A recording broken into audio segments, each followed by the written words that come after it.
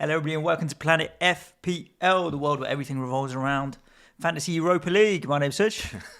There's no such thing. Is there no game?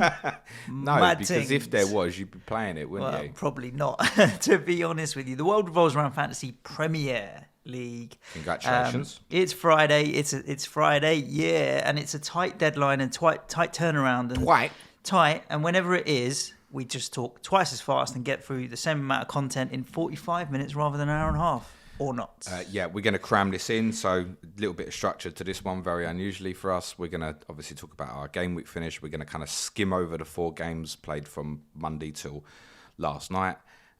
Then I'm going to talk through some probabilities of what game week 37 is likely to look like. So I know there's a lot of people at the moment, I'm in an R in whether they want a free hit now or 37. So just going to dive into 37 a little bit to look at the probabilities. Then we're going to look at what we're probably doing for this week. I wouldn't say I'm locked into my free hit team, but I'm happy to share what I'm going to do. And if we've got time, we'll do some cues, but we probably won't. Yeah, exactly that. And of course, for the patrons later on today, we have the Differential show. We'll be talking about our teams and free hits a little bit more detail. And like I have to admit, I'm just still buzzing from Do you yesterday. want to talk about it a bit now? Let's do Well, that. kind of sort of now. I'm going to talk about it on the Patreon pod later, the Diff show, in more detail than we will now, just because of time. And to be honest with you, sign up to our Patreon. But it's relevant. It's relevant because one thing a lot of the people are going to be thinking right now is, how knackered are you going into Sunday? Yes, but then adrenaline is adrenaline and the game. high is huge. You're almost now. better off having this game, I think, on Sunday than having else. Norwich at home or something like that. Yeah. Obviously, we played 120 minutes yesterday, and we made our first substitution in the 85th minute. He only made one sub, didn't he? No, he made 3 others in the second half of extra time. After you scored. Yeah. So he only made one substitution, and Sevilla, to be fair, only had made one substitution at that point as well. Creswell played and fit and didn't seem to show any signs of injury until the 115th minute when he went down with cramp. And I'm going to say, shout out Lee Jackson, that even Creswell, that was a phantom injury, mate, because we were obviously winning 2-1 at that point and suddenly he got cramp. You really upset the whole Aston Villa community on the last podcast. I get it, and I'm going to take my comments back because there were a few players that did get knocks then. Including Douglas Luiz looked like he'd been assaulted on a night out. Antonio played 120 minutes and was beast mode yesterday. Quality-wise, in terms of his final touch and the output, is always a little bit Gattuso. Sometimes good, sometimes maybe shit. But in terms of physicality and giving Koundé and their centre-backs trouble and running the channels, he was in beast mode yesterday. So I think fitness-wise, there isn't particularly any injury-related issues, but it's just the case of, we've just played 120 minutes, high-intensity game. Like, we were pushing and pressing Sevilla for the whole 120 minutes, not giving them any rest, driven by adrenaline crowd. How they will react is really interesting. I know more. Ricey did his interview post-game with BT, and he said we were in the dressing room. We said to Gaffer, "Can we have a day off tomorrow?" And he's like, "Moyes has already said no." No. But then they're going to do recovery work and ice baths and they won't do a lot today or tomorrow, and they're going to be buzzing. So I really do feel that the adrenaline is going to counteract the fatigue.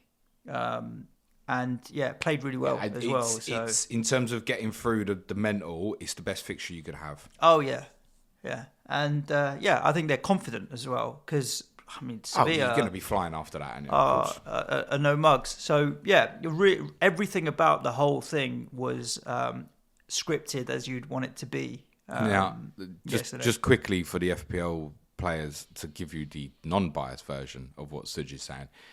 Every comment I've seen from anyone who watched the game, who's obviously not a West Ham fan, is going, they're going to be in big trouble on Sunday because the legs are going to be gone.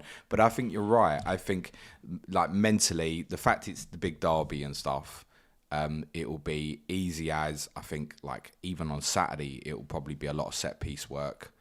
Not overdoing it in terms of training and stuff. Structurally, we kind of know how you're going to play on that and then just go and play the game Sunday. I don't think it will be too much of a problem. You might find later in the game that it gets. Say you're winning 1-0 and you're hanging on, you might find the mental side of the that last quite 15 difficult. minutes, 75 to 90 yesterday, Sevilla were on top for pretty much that whole period.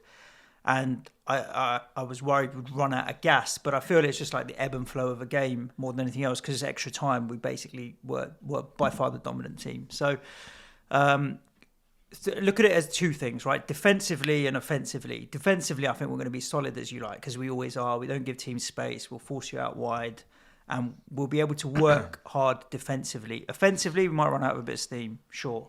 I'm not expecting a high-scoring game. Okay. I'm not expecting a high-scoring game. We should add at this point, kind of timestamps. We are recording early Friday morning. At this stage, we do not know European draws. That's not going to affect your schedule, but particularly for the Champions League teams, might affect some certain things going forward. I didn't even check if Leicester went through. Did Leicester went through. Leicester had an incredibly grim injury time period, which was about 9 minutes added on, and it was just bodies on the line everywhere. Okay. But they got through. Wow, good. It's always good to see the English clubs progress in not everyone agrees with that, Suj. Well, look, I think it helps our coefficient overall and all the rest of it, So look, I am pleased. I am pleased for you that you have gone through, and I'm pleased for our West Ham listeners that you've gone through. Yeah, first English club ever to beat Sevilla in the Europa League. Should we put that in joint Tottenham West Ham trophy cabinet? That one. All the things you clutch onto when you don't have anything else to show for it. But yeah, we'll talk more about it, because there's just so much to take in from yesterday. In the meantime, since we recorded on Monday, there have been 4 Premier League games. Yes. The double game week has finished, and it's been decent. I've kind of I tapped out a little bit from FPL, not really having my game week had started so badly after the weekend. I think I was only on 49 points or something. I've ended up on 90, and it's a grey arrow again. So I'm still 337k. I was 335 before. But really, it's the Liverpool boys. Like, triple Liverpool this season, for the first 20 game weeks, Jota, Salah, Trent, honestly was 30 points every game week. This week, 51 points from Robertson's, Trent and Salah captain. They're just like a safety blanket that you always feel comfortable cuddling Liverpool. Oh my God. And Kulu with the assist, Cancelo 9-pointer, got me to 90 points. So I'm fairly happy having not used the chip to get 90 points. And to stay with a grey arrow. And on we go into the free hit this week. Nicely done. Yeah, I mean, it's worth pointing out Jota obviously did score the other night for Liverpool as well. I mean, Van Dijk, I'm not saying Van Robbo Dijk over Jota or scored Matip, really well. I mean, but just triple Liverpool. Right? The point is triple Liverpool. Salah and Trent are locked.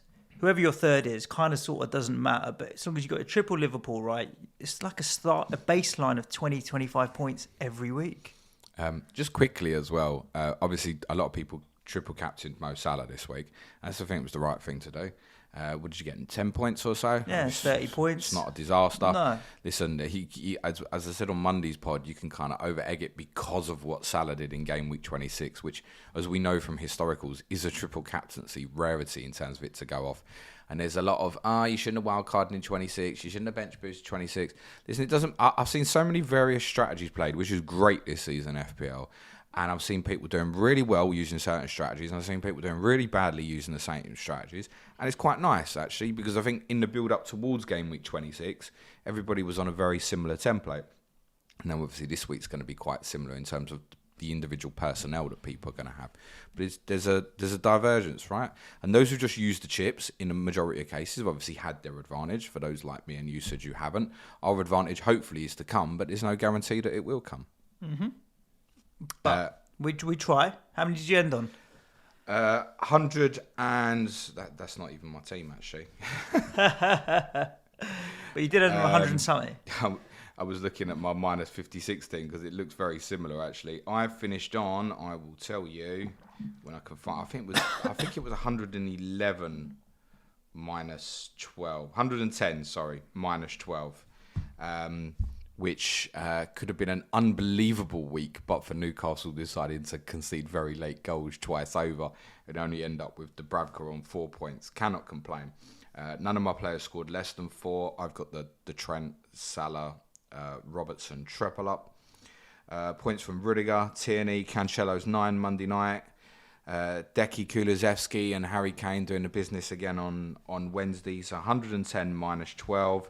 And considering I took a minus 12 and so many others were playing chips this week and I didn't, to actually jump up a good sort of 20,000 or so places, delighted with that. So back up to 105k. I'm free hitting this week, so certainly hopeful of getting back inside the top 100k this week.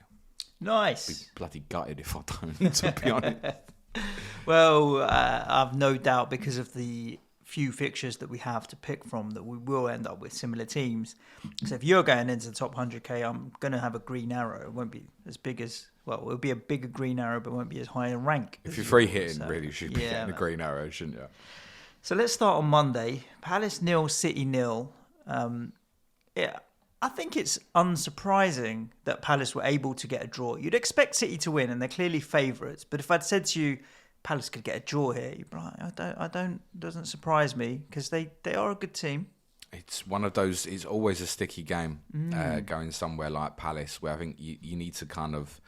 Even when Liverpool went there a few weeks ago, like Liverpool dominated so hard in the first half hour or so, but then Palace had them like petrified, and Liverpool admittedly did have some key players missing that day.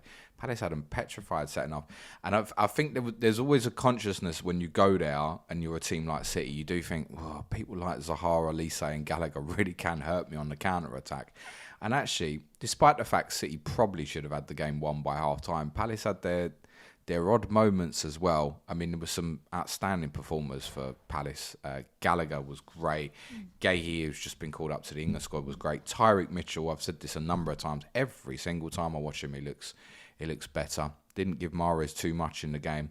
It's drawing at Palace is not a disaster result, but obviously with Liverpool breathing down City's is the problem, next, isn't it? Yeah. It feels like it. And those two teams, it feels like they're getting to a point now where a draw is now a disaster. I think that obviously neither play this weekend, but on the other side, if you support either of those teams, you almost know that if you cock it up, the other one's going to take advantage and either pull away or leapfrog you. I heard Gary Neville say something really interesting a couple of days ago on his Sky video. It's this podcast, but Sky or whatever, however they do it. But he was saying when they were in the run-in, and Fergie would always kind of say, don't worry, because in the run-in, these will drop points. These will drop points. Because it used to happen. The closer you got, the more kind of shaky teams got. But right now, it's the opposite. He's like, it's relentless. The problem is now they just don't drop points like we did towards the end of season run-ins in 2000s and late 90s and stuff. And you're right. Like a draw now is like, when are they going to drop any points? And I don't see them doing it. You also get into the point, and this is the honest truth. I look at all City's remaining games. So they play Burnley 31, and then obviously the big game with Liverpool's 32. All of City's games after that are either against teams that are battling relegation or have got nothing to play for, most likely. In the case of obviously West Ham's right at the end, we don't know if you might be resting a whole team before a Europa League final, possibly even. So I mean, I think City have got the stronger running, but that they'll be nervous. I think most City fans would have thought in early January, especially I think after City beat Chelsea in that lunchtime game and all the Liverpool players were away at AFCON, it looked like it was nearly done. I said to you, I'm not committing to it like I did the year before because Liverpool are a juggernaut. It would not surprise you if, other than when obviously they play each other, they won every game left. The two teams, it really wouldn't surprise you. There were a few things to come out the game. Guardiola making no substitutions has obviously been heavily criticised. Now, we have seen him do this games before, but not really when they've been needing a goal going late into the game. And you've obviously got players like Raheem Sterling and Gabriel Jesus sitting on a bench. You think, use it. I think the thinking behind it was those two players are players who want to run in behind, and Palace were obviously so deep during that second half that there was going to be a waste to them, and they were better off having the intricacies of players like Grealish, Bernardo Silva. But a real disappointing result for City. Once we get to Gameweek 31, those who are obviously not free hitting and even those that are, I think most people have obviously got the treble up with Liverpool. It's looking to what you're doing with City. Do you want to steam in for that Burnley game? And again, we haven't got the Champions League draw. Or do they heavily rotate against Burnley? Then it's Liverpool and you wait till afterwards. So, yeah, a bit of conundrum. I'm pleased I kept Cancelo, certainly. Oh, yeah, for sure. Brighton 0, Spurs 2. Good away win for you in the rain. You don't mind. This wasn't... You don't mind. Light drizzle. Good. Obviously, Kane on the score sheet again. He's really gathering some momentum, like consistency that he didn't have at the start of the season, where I'm now looking at it like, if he keeps this run going, I need to get him into my team ASAP, which means, ironically, Son is going to end up being the sacrifice to make the money to get Kane. Not maybe this week with the free hit, but obviously Kulusevski popped up with a assist as well, who was flavour of the week last week. He's going to stay flavour of the week. It's quality. I don't see any reason at 6.1 to move off him, to be honest with you. Can I be honest with you? He's playing at the moment like a 9 million FPL asset. Yeah, so he stays. It's like Jared Bowen, right? When he kicked off at 6.5, he's worth way more from financial terms. Even Jota, when he was like 7 million, and they're underpriced. Simply, 3 assets from Spurs. I own Son and Kulu already. I feel like Kane, Kulu, Reguilon is where I want to go for my free hit. Reguilon? Yeah. Over Doherty. Yeah, I mean, sorry, on your free hit, I don't mind that, if that's the way you want to go. On my free hit. Very easy. I mean... But I'm giving up Sonny for Kane. In terms of offensive during the game, Reguilon was more dangerous, let's say, than Doherty. Reguilon had one really good chance right at the end, and he had one earlier on where he should have shot and took his time as well. But Doherty got in some interesting position, particularly in the first half, actually. I think either are fine. I would be surprised. I know a few people say, Emerson Royal came on with 10 minutes to go. I keep telling you this all the time. The wing-backs have to do a phenomenal amount of work. Game was won. He's changed one of them up. So I would expect Doherty and Reguilon to start again on Sunday. I'd be surprised if that changed. 4 games in a row, same team you've played now? It definitely feels like the 3rd game in a row. 3 league games, yeah. So since Everton, you kind of get the feeling that it's a first choice 11 kind of thing. Yeah, I don't see why it will change. Yeah. I mean, it's a 4-day gap. You're potentially going into the game maybe knackered. So, I wouldn't foresee the Tottenham change. I'd be really surprised if, I'm going to play Lucas instead of Kulusevski, or I'm going to play Emerson instead of Doherty. I'd be really surprised. Honestly, unless there's injury doubts and stuff, I would expect the team to be the same. The performance was really good, professionally done. The only time I was ever worried was set pieces, and we defended them better than what we have been doing recently. And there was a small period before Kane scored where I felt like we were getting too deep, but we sorted it. And once it was 2-0, to be honest, that game was far easier than I thought it would be. They were the really average Brighton. Really average. They went to a back 4 with obviously Duffy coming into the team. Trossard, McAllister, the intricate players, really nice and stuff.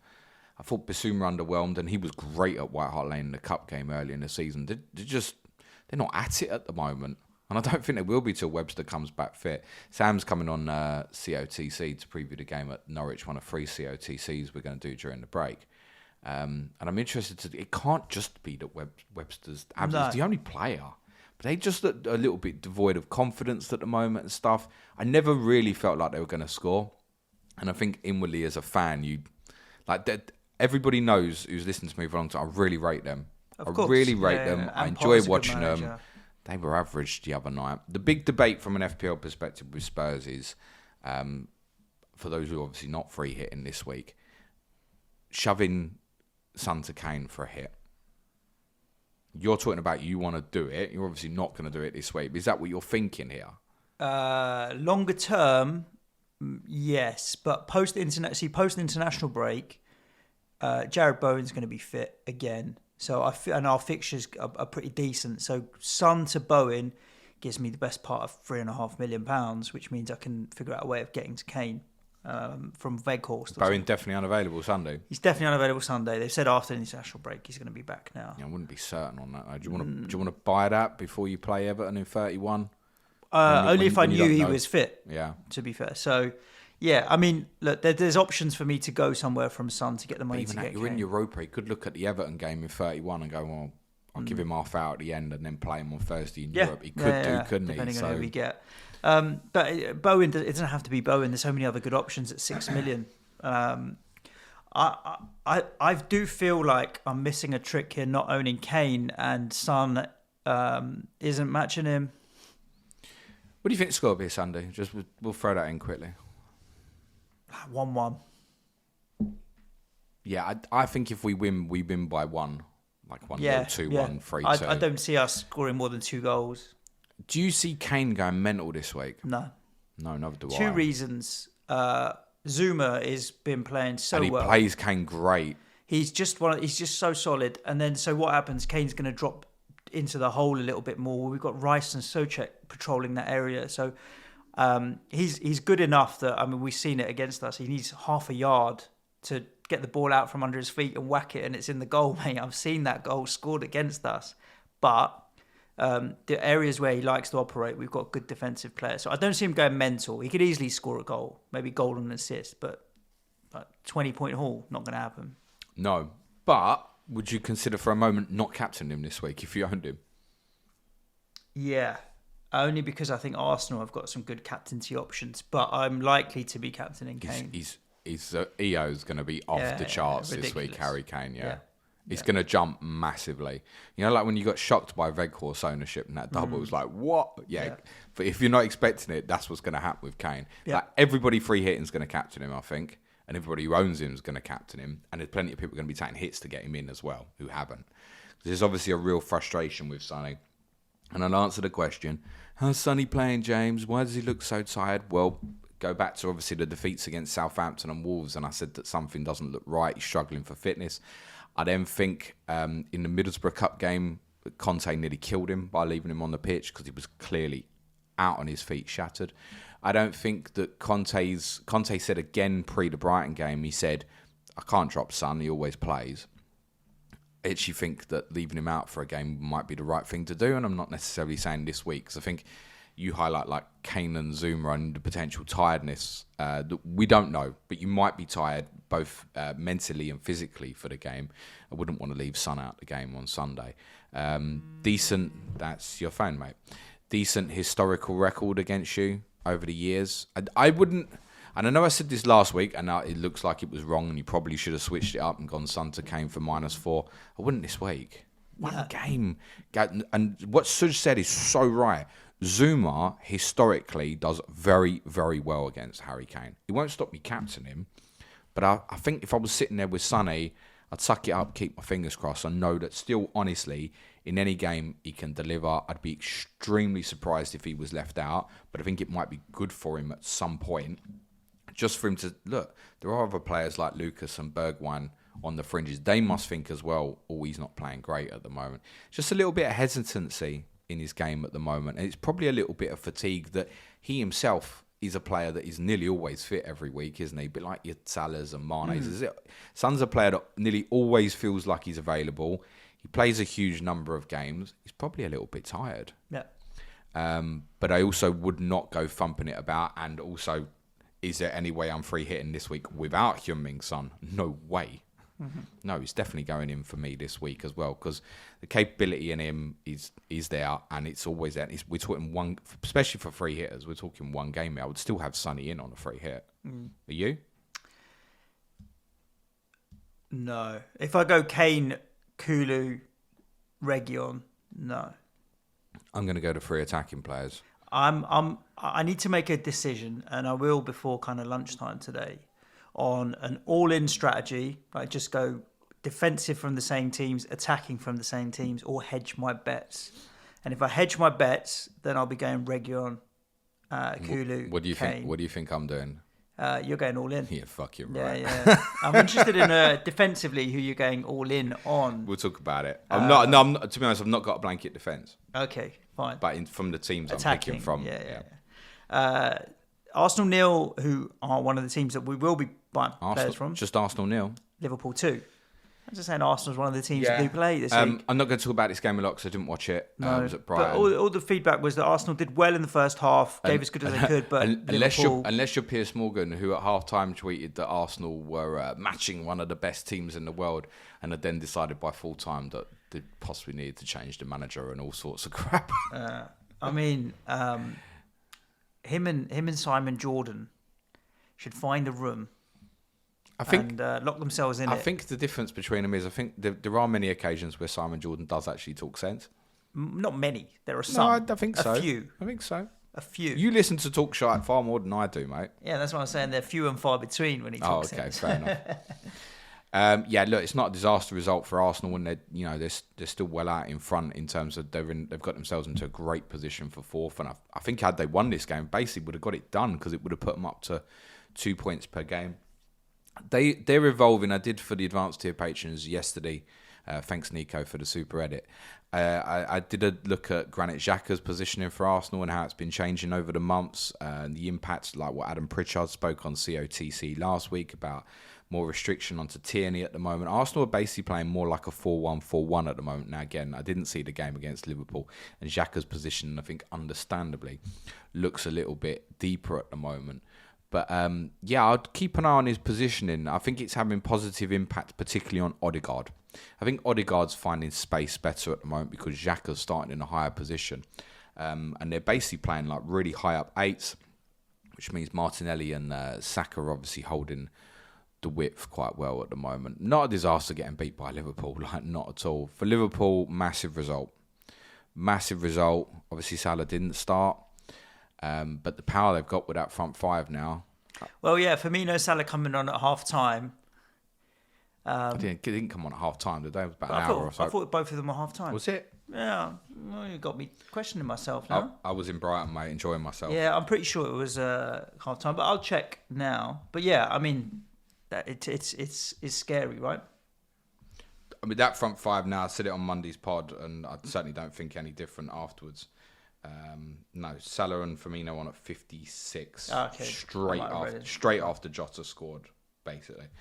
But yeah, they can afford to lose one for periods now, and it's not a big problem. Whereas in the past, I'll throw Origi, and it's obviously there's nothing wrong with Origi, but in terms of the quality levels, it drops. Well, Minamino's a drop-off as well, isn't he? They'll move that on. I mean, it's not bad having Minamino and Origi as your 6th, 7th choice attackers, I suppose. They've really fixed up the depth this year. I feel like defensively, they're in a good place at the moment. Obviously, back-to-back clean sheets at Brighton and Arsenal is pretty impressive. It will be interesting to see what they do in the Cups at the weekend, both Liverpool and City, and what then the impact is to obviously 33. Of course, if they win, they will only play once in game week 33. Should they lose, they will play twice. And on Monday's podcast, we'll go over all the permutations again. And last but not least, a game I didn't watch because I was at another game. Everton won. I'm going to be honest, I didn't watch it either. And it sounds like I missed. It sounds like I missed game of the season. Not. But there's a few things to take away from it. Obviously, neither of those two teams play this week. I was just about to play five-a-side. First time I kicked ball for 2 years, actually, trying to get myself ready for game week 39, Suj. I'm glad I don't have to do this podcast standing up because I don't think I could at the moment. I saw Jamie Carragher tweet just before 9 o'clock. Someone has tied themselves around the throat to the goalpost. Yeah, I thought it was an Everton fan trying to kill himself. Like he'd had enough of it, mate. I saw some photos in a WhatsApp group I am with a bunch of football friends. Like someone tied themselves to lamppost, but it didn't say they were all chatting about it, but it didn't say what game or anything. Yeah, I was like, it's someone. I'm not joking. I legitimately thought it's someone trying to kill themselves. I thought it was a Ukraine protest, like someone was protesting the war. As my initial reaction was like, they're protesting something. What is it? The obvious thing right now to be protesting would be the war. So that's why I initially thought about it. But I was so in the throes of our game, didn't really catch up on it till I got home later. So was he protesting against the use of oil? I think so. Yeah. Fossil fuels and what did he have tied around his neck?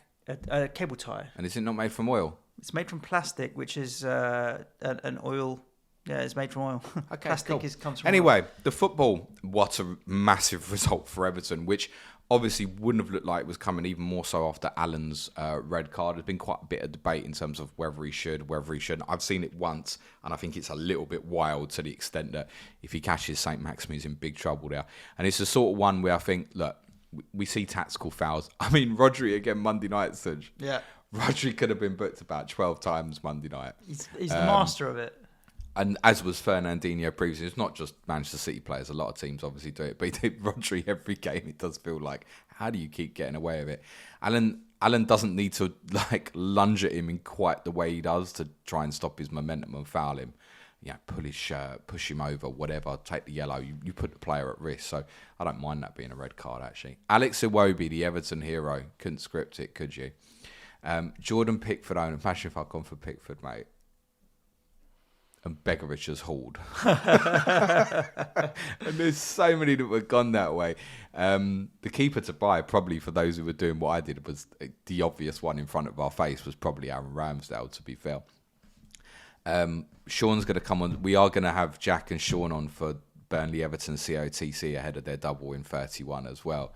And when Sean's been on in the past, I've often said to him, do you think Begovic might get a shot here? Pickford's not in great form. Evertonians say Pickford's probably been their second best player this season. And again, I'm not seeing a lot of the game, but people saying Begovic was outstanding. Could he keep his place? That'd be a nightmare for those who gone. And I'm sure a few have gone for Pickford, hopefully because you didn't listen to me and made your own decisions. They played a back four again, Everton.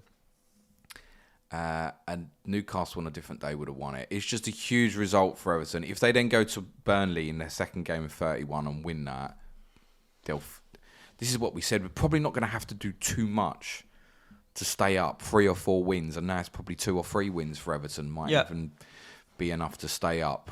They are still pretty grim. Yeah, and I just felt like it was a massive celebration. And then you look back at peel the layers of the onion, and it's just celebrating an Iwobi 90-something minute winner at home to Newcastle. Could easily have gone the other way. They still have work to do, right? Oh, yeah. And I would not be diving into Burnley Everton assets in some sort of rush because they double in 31 now. I mean, look, if you're sitting there with Calvert-Lewin, Weghorst, like I'm still sitting there with Weghorst, then yeah, obviously they stay at the moment. You probably benched them, or if you're free hitting them, it doesn't matter.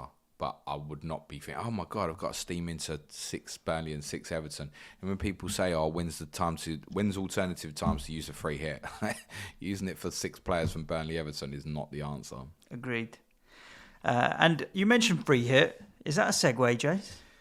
Cleverly done, I suppose. Yeah. So I want to look at Gameweek 37 a bit because I keep getting asked, what's 37 going to look like? What's should I hold, if I've got say 6-7 players now? Should I hold the free hit now and use it in 37? We have to accept that we've got a few listeners that listen to us on the main pods but don't really check in throughout the week. We had fixtures this week, which is why it's relevant, right? Obviously on Tuesday. The April. Oh yeah, it was Tuesday's announcement, wasn't Tuesday it? Tuesday is post pod because we did it on a Sky pod. I feel like I've already done it. Now. It feels so imminently. Just Tuesday this week, all of the April and first weekend of May. Hang on, let's stop all that. Tell me how fucking right I was. That pod that we did a couple of weeks ago, the Chipped Strategy pod, that was our most listened to pod ever, most watched YouTube pod ever, where James put himself out on a limb with what he thought would happen. With that massive asterisk, probably won't. Almost did. Some of it was wrong. But 1 or 2 fixtures, the placing of one fixture and who Burnley were playing in the other has played out. So we've got a clear picture of the televised fixtures and the midweek schedule up to and including the first weekend of May, which is game week 36, right? 35. 35, sorry. And after this weekend, which is FA Cup quarters, we'll know what the semis look like, and we'll be in a position to kind of have a good feel for the rest of the season. But what it hasn't given us clarity is on the game week 37 double game week, which potentially would have been huge. So the debate was always like, when do you bench boost, when do you free hit? And a lot of people were free hit 30, free hit 33 to cover another blank week for FA Cup semis, and bench boosting 36. Now a lot of people are looking at potentially bench boosting in 33 or 30, even still keeping it in 36 or 37 as well. So yeah, the question now is, if you've got a second free hit, keep it for 33 or use it in 37. And is 36 still the best week to bench boost? So Mr. Fixtures is going to tell us. Well, no, I'm not. Okay. On Monday's pod, we'll go over 33 and 36 in a lot more detail. I think because we'll know the FA Cup draw. Yeah. Once the FA Cup quarterfinals are done and the draw is known, I could tell you a whole hypothesis now. And if we get some surprises at the weekend, that shit could change. Also, at time of recording, we don't know if you're going to draw Lyon or Barcelona, and that might impact your likelihood chances of getting to the semi-final. Braga's probably a better example of your chance of getting to Europa League semi-finals, which then has that knock-on impact again, potentially to Manchester City right at the end. I mean, one impact, depending on what happens over just in the draws, could be that Manchester City might not double in game week 36. There is a scenario where West Ham losing Europa League semi-finals and Man City losing the FA Cup semi-finals, and if a fixture announcement's been gone before there, then they cannot put Wolves and Manchester City in 36. It would have to go to 37. So that's interesting. We won't, by the way, lose in the Europa League. You might in the semis. No, we won't. We're massive. You're winning it. You are massive. Of course, you are the most massivist club in the world. Even more massivist than Manchester City. Yeah. I'm going to get a T-shirt that says Massivist. Piss off. Massivist. The words we've invented in Planet FPL folklore history. Massivist is going to be one of them. So don't take this legitimately, but yes, there is a chain of events that could mean all of a sudden that Manchester City, who most people want to treble up on for those who are holding the wild card back, right at the end, there's a chance that they might only have a single fixture in 36 and might end up having a double in 37. That sort of thing is possible. Currently, I've got, and I want you to ignore what I'm about to say, 9 teams listed to double in game week 37. I think it could be as little as 0. Right. And this is the problem. And after this weekend, we've got a clearer indication. But it definitely won't be as high as 9. No chance. I think game week 37 is probably likely to land around 3 teams doubling. Chelsea, Everton, Leicester are probably quite likely to have doubles in 37. But one of the big knock-on impacts, actually, and this is going to confuse people, is who wins the Crystal Palace-Everton game on Sunday.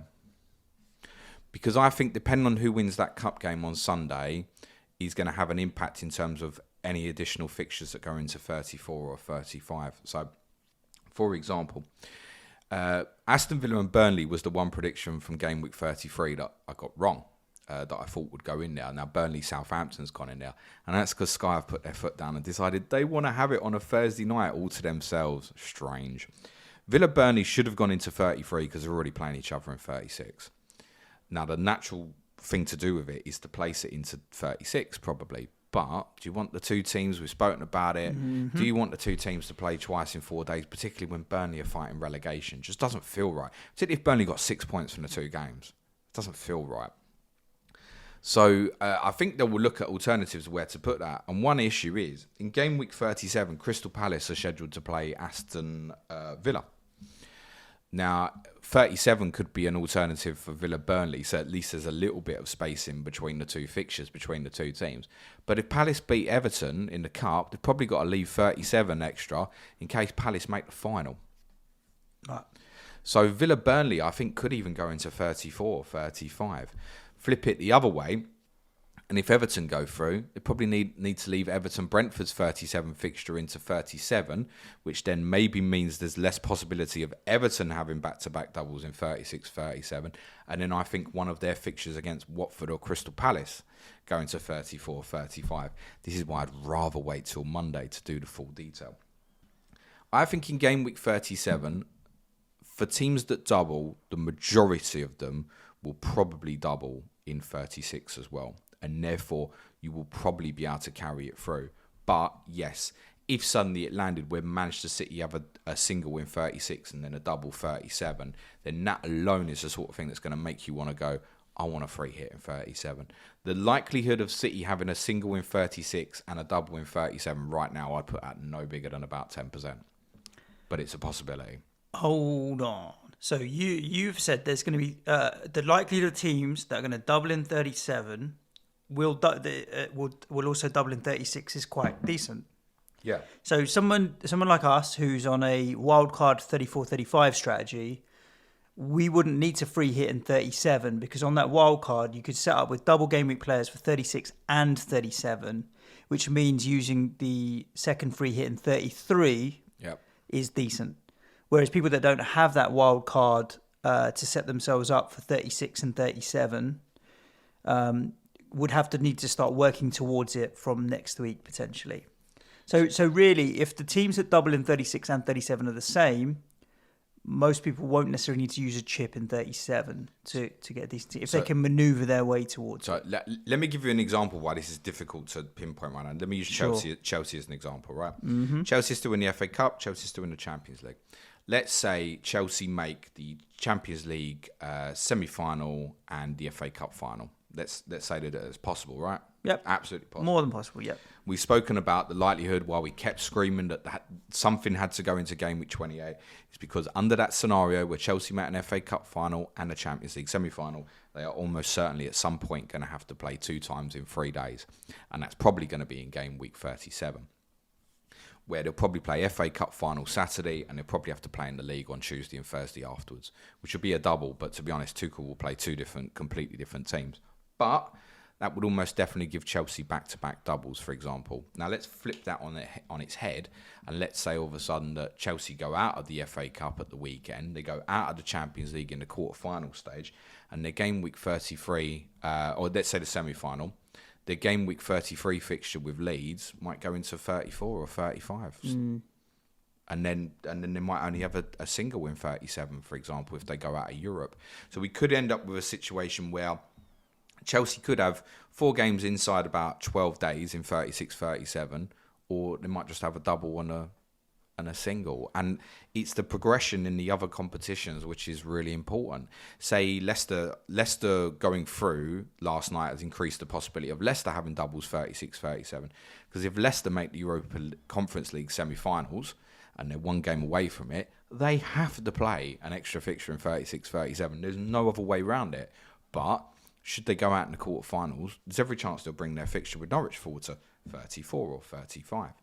The point is, I can't promise you what 37 is going to look like. Come Monday, I can give you a far better indication. But and we'll know the draw for the European competitions, which means we'll have an idea of if West Ham get Braga, for example, we're by far favourites to kind of go through, and you can think, okay, well, West Ham are going to be in the semis, probably, possibly. That you can then look at, say, City, Chelsea have drawn each other in the Champions League. We don't know at the time of recording. Then you know one of them's not going to be in there. Exactly. You can start looking at either or possibilities there.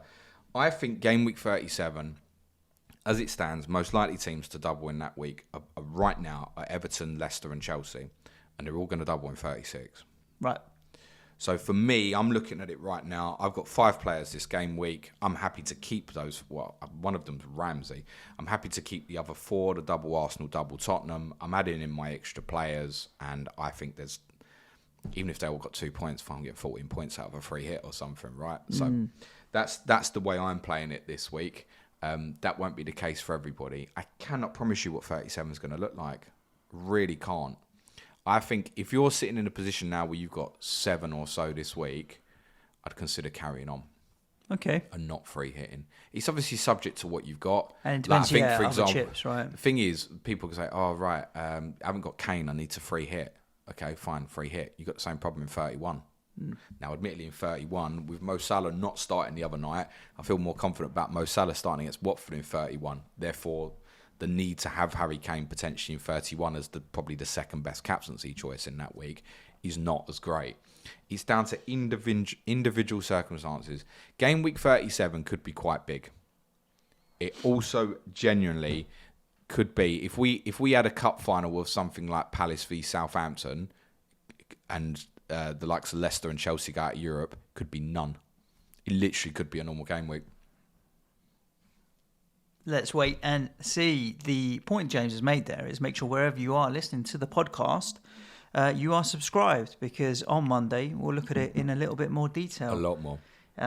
Yeah, I mean, we'll just have a bit of clarity around what the picture could look like for sure. So, well, at least then we've definitely got definitive clarity of 33, which then does have an impact on potentially 36 and 37. Yes, and the other side of it though is that the Premier League like to just drop in fixtures randomly. Fixture announcements. I'm fairly certain, and Ben Crellin said the same, that one of Villa v Burnley, Everton v Palace, or Watford Everton is going to go into 34, 35. At least one. Could even be more. Remember I spoke about that rare possibility of the treble-double for Everton? Yeah. But if Everton beat Palace, it's not impossible. No. Do we want to cover off some of the questions that we've had on Twitter, James? Yeah, can do, mate. I need to find them. You don't want to go through your free hit team for Gameweek 30 then? I haven't planned my free hit team for Gameweek 30. I didn't know if we were going to do it on the Diff show later. I'm happy for you to read out yours though. Yeah, I mean we normally do this on our Patreon pod, but I think with Deadline today, I just want to give you an idea of what I'm doing free hit. So, as I said, I've got Saka and Tierney. You've got shite, eh? You've got shite. I watch a lot of shite with Tottenham, mate. I've got Saka and Tierney, so I'd be loath to change them personally. And I've also got Kane and Kulusevski, so again, loath to change them.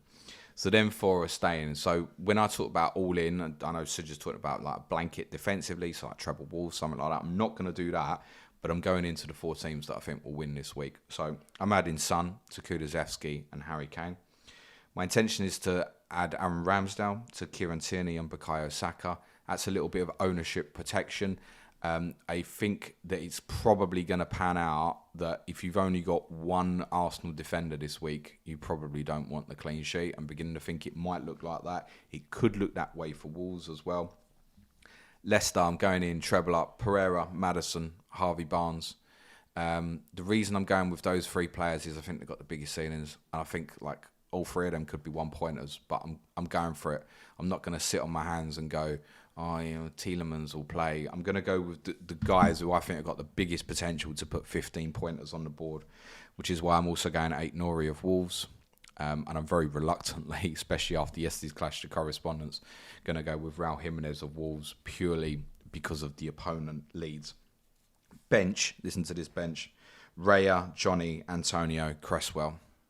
It's what I thought. There's no point in putting a Gelhardt there. No. I might have 2 players who got COVID. Talking of which, there is a large rumour circulating around certain places at the moment, and I do not have any confirmation of this at the time I'm recording. There is strong rumours going about Rafinha's potential availability tonight, and he might be absent. I do not have the information. I do not know. I'm sharing that there is a lot of information going around, and that rumour is certainly growing. So be cautious if you're going Rafinha. Rafinha wouldn't have been in my team anyway, because I don't see Leeds getting 2 or 3 goals at Wolves tonight. I think Wolves will probably keep a clean sheet, in all honesty. And you definitely fancy that if he's out, wouldn't you, I think? Yeah. So I wouldn't say that team of mine's locked in. I might decide to go, like, put Johnny in the team, for example. But I'm going to back the 4 teams that I think win tonight. I'm not going, I'm going to go Coutinho because he's the best Villa asset. No, to be honest, I think Arsenal go to Villa Park and win. So I'm going with the Arsenal assets. Good. We're going to cover off some of the questions we've had in on Twitter, James. I think we've been quite efficient with our time, mate. That makes a change. To be honest with you. So we've got time to... And then we haven't had a huge amount of Twitter questions. 50% of the questions that we've had in on Twitter revolve around the Ropey League. So let's just leave those to one side for now and cover off the FPL ones. Anyone that's interested in any of these Ropey League questions about yesterday, stick around for another 10 minutes and maybe we'll lop them off at the end. Chris Woods, and I've just replied to him, said, what time do you think the pod will be out? Well, by the time you listen to this, Chris, the question's largely irrelevant. But I have just replied to you and told you about 11:30, 11:15 in the morning, maybe half hour or so from now. Ragav wants to know if there's possibly other game weeks for triple captain other than 33 and 36. I've still got TC left. Yeah. Well, I imagine that scenario you get where suddenly City had a single in 36 and a double 37. And again, a lot of places, things have to fall into place for that to happen. But then, yeah, potentially City 37 going for the title. It's worth saying those two fixtures, by the way, would be West Ham away and Wolves away. So it wouldn't exactly be easy. 36, I think if you're not benching 36, something will naturally fall for you in 36. Be it Salah, probably going to be Tottenham at home and Villa away. Does it say if it's bench boost in 36 or? It doesn't say that. I mean, if you've used a bench boost, and there's a lot of obviously done that, like bench boosted 28 or even this week, then I think triple captaincy is probably going to be 36 for you. I know it'll probably end up being Mo Salah. Kane's going to be Liverpool away and Arsenal at home. Yeah, it'll be a tough game. Almost definitely. FPL Smithy says the Gameweek 30 fixtures seem difficult to predict. I don't doubt that, actually, to be fair. It's a fair point. And he's talking particularly about the Leicester-Brentford game. What way do you see that game going? Picking the right assets from this fixture could be key as goals look likely. From the Leicester asset? Leicester-Brentford, yeah. What do you think the A lot of people are going Tony. I'm going to go Tony. I've got no interest. Because Leicester can't defend set pieces. Yeah, he's on penalties. Yeah. And Leicester are a far better football team than Brentford. I think we've forgotten about that. Yeah. What do you expect from Tony at Leicester? I think he'll score. I don't want to go for, I think he'll score. I want to go for, I would rather take the risk if I'm free hitting and go for players who might end up. I'd rather have 2 players get me 1 point and 1 player gets me a 15 than have 3 players get me 4. Yeah, I understand that. Do you think Tony goes off at Leicester? Could, yeah. Can't see it. I think Brentford will win. I don't. I'm not going to pile in on Brentford, but Tony seems okay. The reality is, on Brentford, they've changed system. It's basically a 4-1-4-1 now. We've got Eriksen, obviously, brings a huge amount of creativity to the team. Massive upgrade on what they had. You've got Jan breaking into the box. And Tony is definitely having the benefit of having Mbumo and Canos either side of him, rather than just having Mbumo with him and him having to drop deep. He's not having to do that anymore. Fine. Can Tony score at the weekend? Yeah, of course he can. We know how many times have we criticised Leicester defensively. But the point is, they've just beat Norwich. Great, fantastic. I feel you. They easily could have lost to Burnley last weekend. That game could have gone either way. I think we've got a bit excited. He scored 5 goals in 2. 3 of them have been penalties. That's the reality. Yeah. So, can Tony score at Leicester on Sunday? Well, of course he can. Do I expect him to go big? No. I think, and I'll sum it up, Bradley Parker was really not big on getting Jimenez. And I get that. But if one of them was to score twice this week, who's more likely? See, I'm in disagreement with you on that. I feel like Tony's more got likely. Form. Jimenez hasn't. Completely get that. Jimenez is playing Leeds. Yeah, now, if Leeds turn up like Watford turned up at Wolves last week, or if Leeds turn up like the Leeds that played Aston Villa, Wolves will wipe the floor with them tonight, especially if Rafinha might not be available. Yeah, I do look at that. I mean, I think it's easy to get the wool pulled over your eyes with Leeds' victory last week. He was against Norwich, right? Yeah. So it's not like they suddenly turned it around against one of the best teams. The same point of that is even without Rafinha, Leeds could frustrate Wolves tonight, play differently, and can go to Molineux and win tonight. No, they can. The game's probably more important to Leeds because of their position in the league than it is to Wolves. I'm not saying they can't go there and win. I'm not saying that Tony can't go off at Leicester. The point is, yes, Leicester have been ropey defensively. I think because it's the international break afterwards, they probably pick their 11 strongest, let's say 100% fit players. I'm sure there will be some rotation from last night, but they're not going into this game thinking, I need to worry about next Thursday, like they definitely did at Arsenal with this selection last week. So I think Leicester beat Brentford on Sunday. Leicester, when they play well, are still a good football team. Yeah. They've just been incredibly inconsistent this season, and they've had a massive Achilles heel in terms of defending set pieces. How many corners Tony scored from this season? Probably none. Well, I can definitely think of the one at Norwich the other week. But I mean, if you want to do that, get Pinnock, get Janssen, get Eriksen. Yeah, there's other. The set pieces don't make Tony more likely than necessarily anybody else. I have thought a lot about Craig Dawson. Yeah. Enigma 502. So we've got some A or Bs for free hit, James. You might even have these on benching dilemmas later. Plug for James's deadline stream. What time? 5 o'clock? 5:30. My benching dilemma screens are awful. I've got Xhaka in there somewhere. Oh, wow. Cody or Saiss? Can I just say, if Martinelli wasn't so cheap, I don't think Xhaka would be that bad a buy at the moment at 4.8. Honestly, he's playing really high up. Cody or Saiss? Bradley would say Cody because of 100% nailedness. And let's be honest, Cody has scored 3 times this season. I don't think Cody. Kulu or Son? Price being irrelevant. Still Sonny.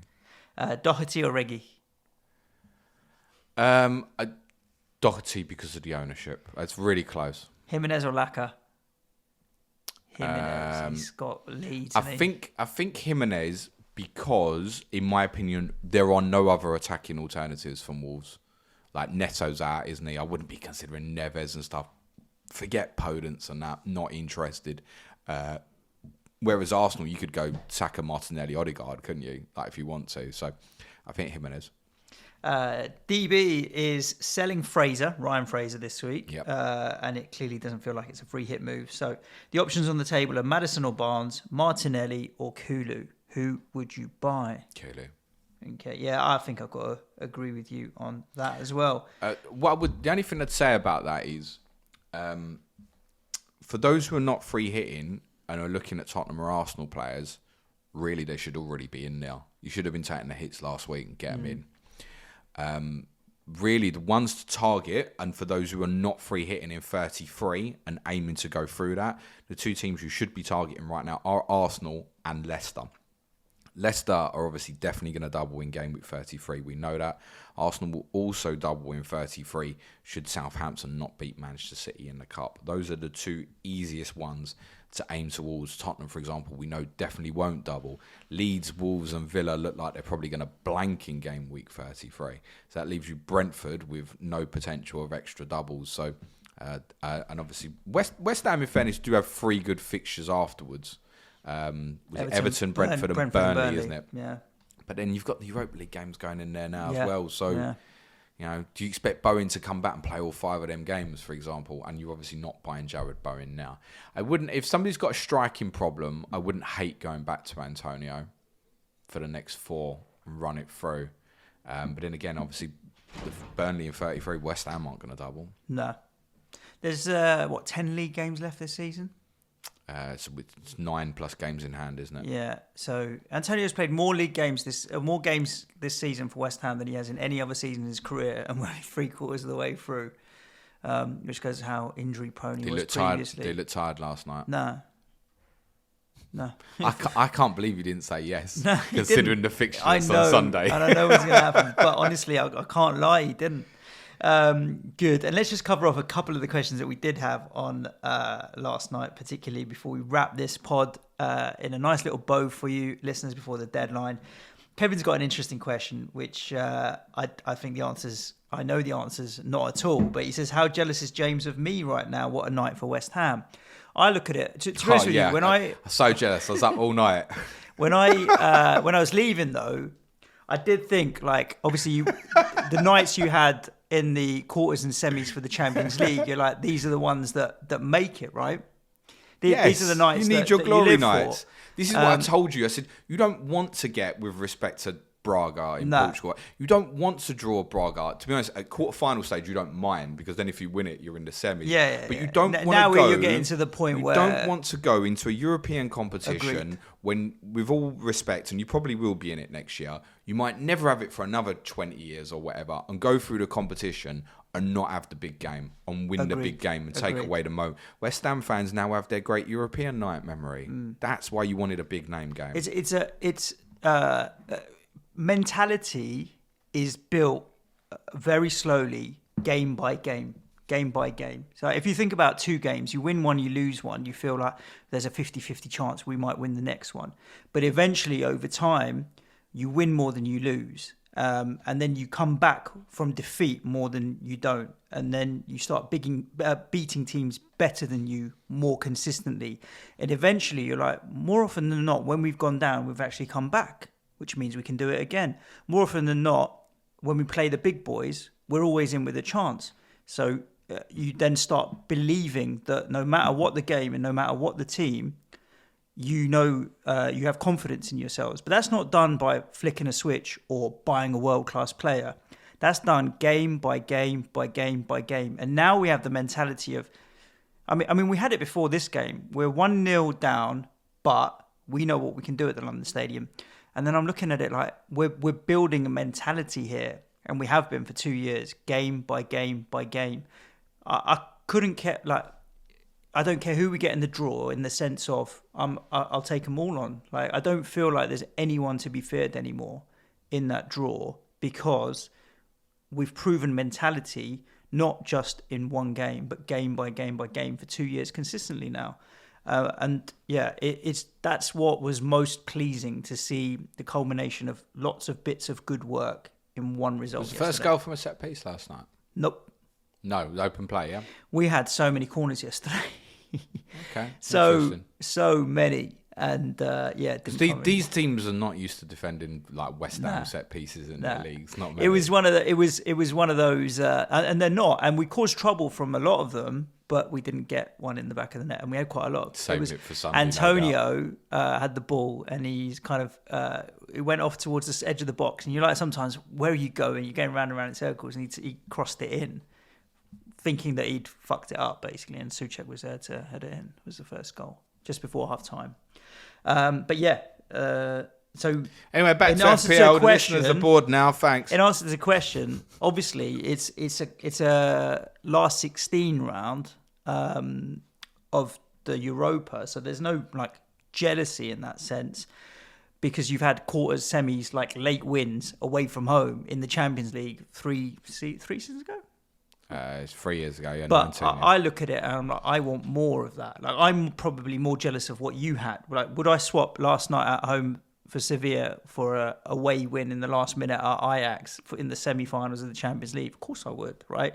I'll give you my wife before I give you that night in Amsterdam. So I think that's what it's about, right? I mean, you don't begrudge me mine, I don't begrudge yours. I want you to have more. But the last question that we've got to touch on, because I might even put this bastard on my bench in my free hit team this week, just because. Can we talk about how ever Suj slandered Yarmolenko for being overrated? He's won the last 2 games for the club. And look, I'll sit back. We never criticised, well, we criticised the human sometimes when they do dumb shit like kick cats, Kurt Zouma. But in the last 2 seasons, every West Ham fan will say, and you see it on the fan channels on YouTube, that they've all been critical of Yarmo because he's not particularly interested in certain games. He's overdone it. The level that he should be at, he has not delivered for West Ham consistently for however long. And that's a frustration when he's one of the more senior players at the club, one of the biggest earners at the club, and so on. No one's going to say that he doesn't deserve compassion and respect for everything that he's going through right now. No one. He was responsible for the goal in the 3-2 home win behind closed doors against Chelsea, if you remember, James.